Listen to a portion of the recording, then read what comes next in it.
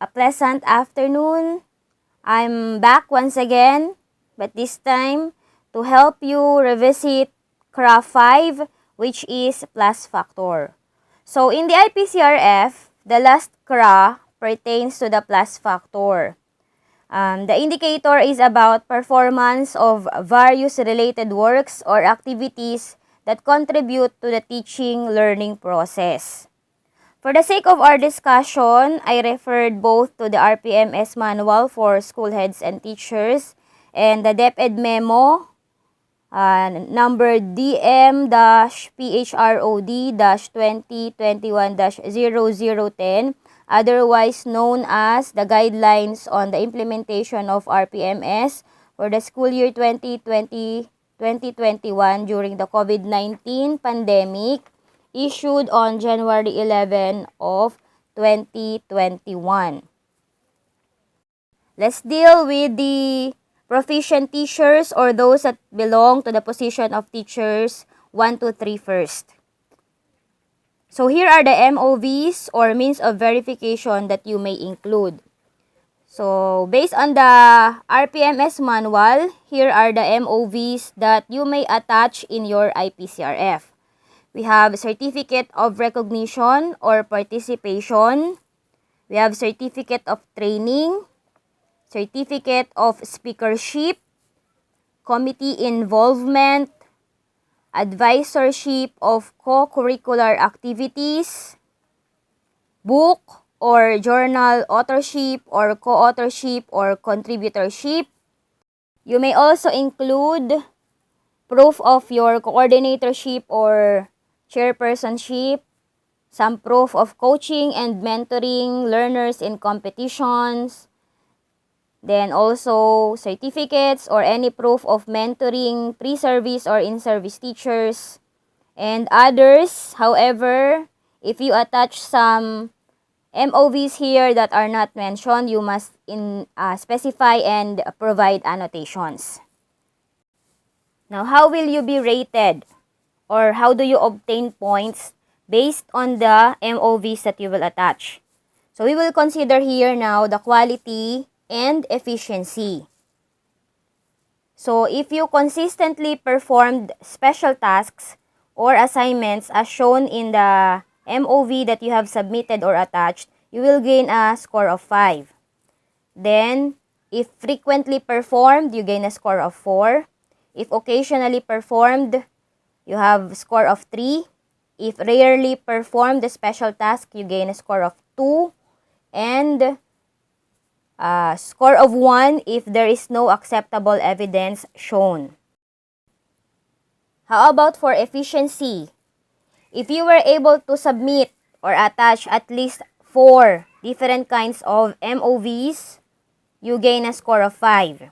If you submitted 3, you will gain a score of 4. And then if you submitted 2 MOVs, we have the score of 3. If you were able to submit only 1 of the cited MOVs, you will gain a score of 2. And if there is no acceptable evidence that you were able to attach, you will gain a score of 1. Since we are still on the moment of waiting for the issuance of the guidelines to be followed for this school year, allow me to share to you also the MOVs based on the DepEd memo that I cited earlier, which is DM-PHROD-2021-0010. So the following are the acceptable MOVs. We have committee involvement, advisorship of co-curricular activities, involvement as module or learning material validator. Then you can also attach some proof of your involvement as module or learning material writer. You may also attach MOVs on participation in RO or SDO or school-initiated TV or radio-based instruction. Then we have also book or journal authorship or contributorship. Then yung coordinatorship or pagiging chairman, pwede rin ulit i-attach. And then, coaching and mentoring learners in competition. So, kagaya rin nung nandun sa una. Then, we have mentoring pre-service teachers. Participation in demonstration teaching. This is an additional one. Participation as a research presenter in either a forum or a conference. And the others not cited, as long as you specify them and provide with annotations, can also be considered. So we're done with the MOVs for plus factor of proficient teachers. Let me also share to you the MOVs for the master teachers or considered highly proficient teachers. So, based ulit sa RPMS Manual for School Head and Teachers, ito yung mga MOVs that the master teachers may attach. We have proof that you have served as reliever of classes in the absence of teachers. Then you also have proof that you served as OIC in the absence of the principal. Then, proof that you represented the principal in meetings and conferences, that you observed classes of teachers 1 to 3, assisted the school selection committee in the evaluation of credentials when hiring or promoting teachers.